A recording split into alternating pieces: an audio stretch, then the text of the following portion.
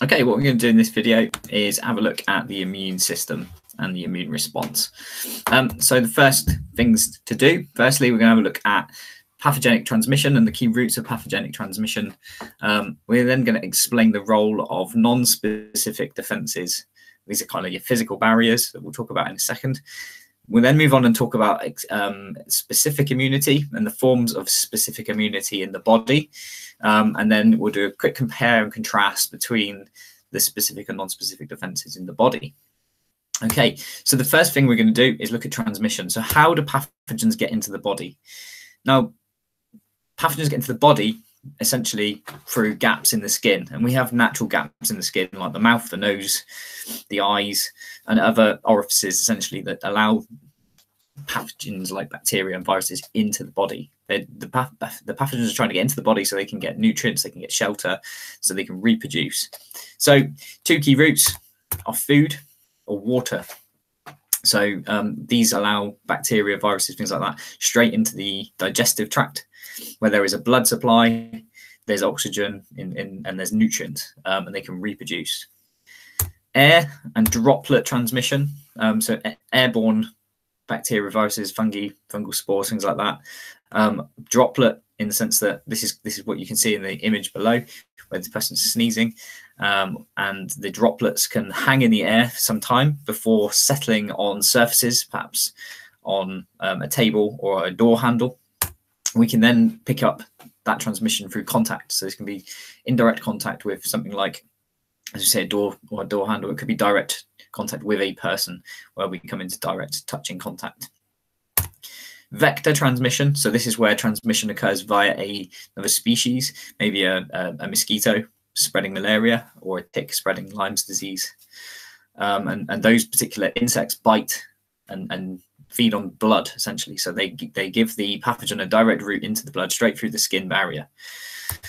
Blood transmission is another way of transferring pathogens from person to person. So this can be direct blood-to-blood contact, or it could be indirect through perhaps a needle that's being shared between two people, or blood transfusion that's not been screened appropriately for virus, for example. And there have been some cases of that in history. And then we have congenital. And congenital is where diseases can spread from mother to baby across the placenta. So these aren't the only ways of transmitting pathogenic diseases, but this just gives you an idea of the ways that pathogens are able to spread. And the key thing is that they get into the body, whereby we then hopefully see a response. Okay, so before this, though, what we would quickly do is have a look over the key lines of defenses. Okay, so this is the first line of defense. And in this case, you can see there are 7 key barriers in the way, stopping any kind of pathogens getting into the body. So tears wash away substances from the eyes, and the eyes do have a blood supply, and they do offer a route of transmission into the body. They also contain lysozyme, which is essentially an enzyme that is able to kill bacteria, so break down the cell membrane of those bacteria and stop them from infecting the eye. The skin is a natural physical barrier. It's waterproof. It stops things getting in. It stops things getting out. It creates an acidic pH, and this discourages the growth of a lot of organisms, not all, but quite a lot. And sweat and oil gland secretions also kill bacteria. Now, in your intestines, you also have inhabitants, which we call essentially good bacteria. And these good bacteria keep invaders in check. So they stop anything coming in that's foreign from taking over that area. Okay, so they look after you. Saliva washes microbes away from the teeth and the mucous membranes of the mouth, and allows you to remove any microbes in that sense. The respiratory tract has goblet cells, and goblet cells produce mucus, and mucus traps organisms.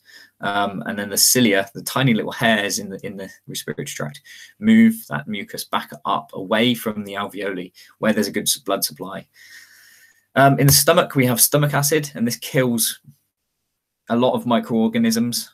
Sometimes they can sneak through that bit, but most of the time it's very effective at killing any kind of bacteria that get into your digestive tract. And then we have the bladder, and the bladder pushes urine out in one direction, essentially, and that washes microbes away from the urethra, and that's giving them, if they get the urethra, they've got access to your kidneys, where there's again a really good blood supply and nutrients. Now sometimes those particular defenses fail, and then we have a second line of defense, and these are where cellular processes come into play. Mast cells live in the tissues, and they essentially release chemicals called histamines, and histamines create an inflammation. They also release cytokines as well. Cytokines are a chemical message to other cells, and they kind of inform other immune cells to come to that location to help fight maybe a pathogen that's coming in through a cut in the skin, and it causes that inflammation. And that inflammation is generally a good thing because it allows those cells to leave the blood supply and enter into the tissue. But occasionally that inflammation can go too far. So if you have an anaphylactic shock or something like that, that inflammation goes too far. It blocks an airway, and it can lead to quite lethal consequences in that sense. Now, the next group of cells that are really important are the phagocytes, and these are your macrophages and your neutrophils. These are cells that go around and they check on microbes, and they just kind of feel the surface of the microbes, and they check the antigens. And if they find something that shouldn't be there, they ingest it. They take it into what's called a phagosome. So that's seen at number 2. They then use lysosomes, which is again shown at number 3. And the lysosomes release enzymes onto the surface of that bacteria that break it down and digest it at number 4. And then these are kicked out at number 5. Now, macrophages and neutrophils are really important for antigen presentation, which we'll talk about a bit later, and they work with T helper cells, which we'll talk about again shortly. Natural killer cells are the next group. So these are really silent. They're really good assassins, essentially, within your body. These are seen here in the blue, and they are attacking a cancerous or an infected cell. So they're basically lymphocytes that are in your body just to go around and kill any cells that are potentially infected or cancerous before they can replicate. So that cell might be sending off a chemical signal that brings those lymphocytes in. Again, that could be a cytokine-based signal, which we'll talk about in a minute. In fact, we'll talk about now with the complement cascade. So the complement cascade is protein-based. Proteins play a really important role in the immune response. They are firstly responsible for opsonization. Now, opsonization is where proteins stick to the surface of things that shouldn't be there. So they mark foreign materials like pathogens, and those markers are there so that when a macrophage comes along, feels the surface of that cell, it notices that it's foreign and it ingests it and kills it. Now, number 2 is chemotaxis. Chemotaxis is whereby cells that are infected are able to give off chemical signals, cytokines, and they can tell other cells to come along and to kill it, essentially. So those natural killer cells might come along. It can also signal to T and B cells, which we'll talk about shortly as well. Cell lysis. So some cascade proteins are able to cause cell lysis to occur. Okay, so they attach to the surface of infected cells. If a cell's infected, the proteins attach, and the cell membrane will essentially burst or break down, and it kills that cell, stops it from proliferating and creating more of the pathogen. And number 4, which we'll talk about a bit later in the video as well, is something called agglutination. Now, agglutination is when the antibodies cause the pathogens to stick together.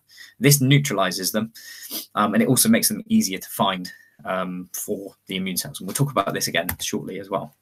The last group of cells that we need to talk about here are the eosinophils and the basophils. And these are 2 white blood cells that tend to be in very low number in the blood supply.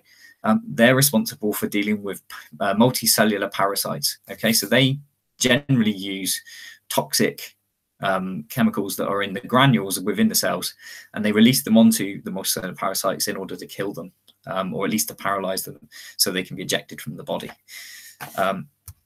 So that's the second line of defenses. Okay, so what we're into now is if these particular parts fail, we're into specific immunity. So this is the bit that takes a little bit longer to form.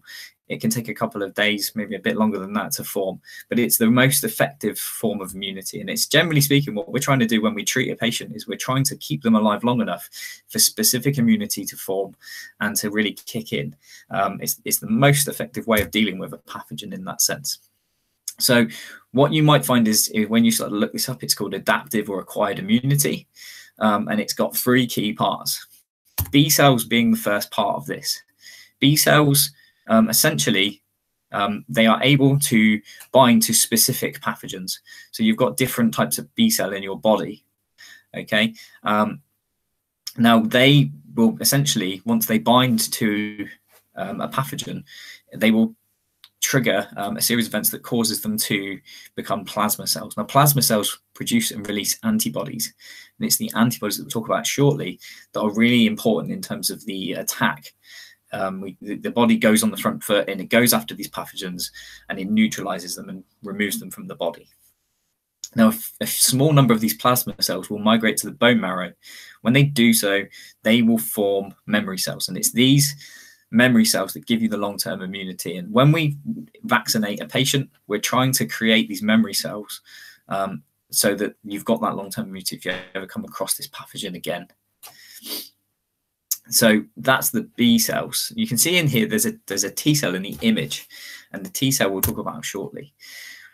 Right, the T cells, 2 key types of T cells. As we said, there's a helper T cell. Now, these are coordinators. Essentially, what they do is they will go around looking for pathogens. They'll go around looking for chemical messages, cytokines, and things like that. And they'll then use further chemical signals to inform killer T cells and B cells to divide and to proliferate. So that's the role of helper T cells. Okay.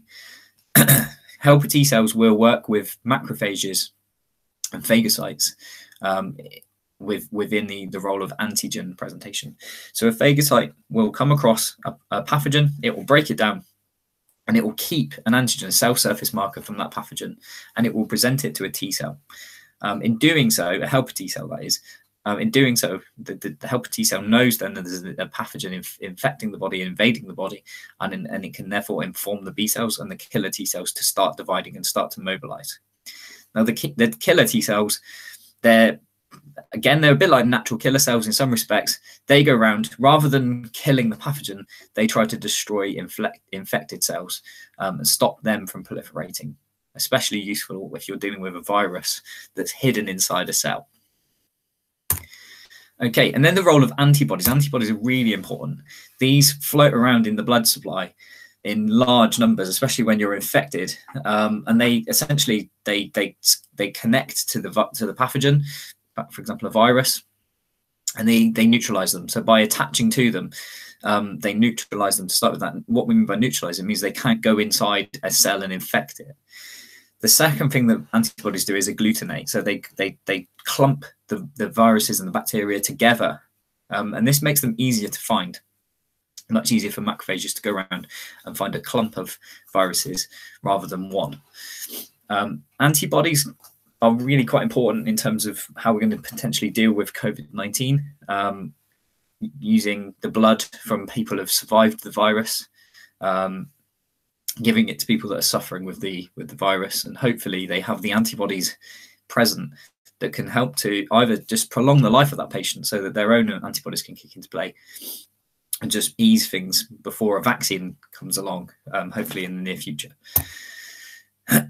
Okay, so that's specific immunity, and you can really look into that in lots more depth. Okay, so if you're gonna study this, you can study it to quite a high level. Try not to take it too far because it does get quite complex. But I'm going to provide you with a reference in a minute, so you can go on and have a look at this. Now, this particular slide is really important. Again, the references at the bottom. Card Academy has a lot of really good slides and web pages that include stuff that's in this particular video as well.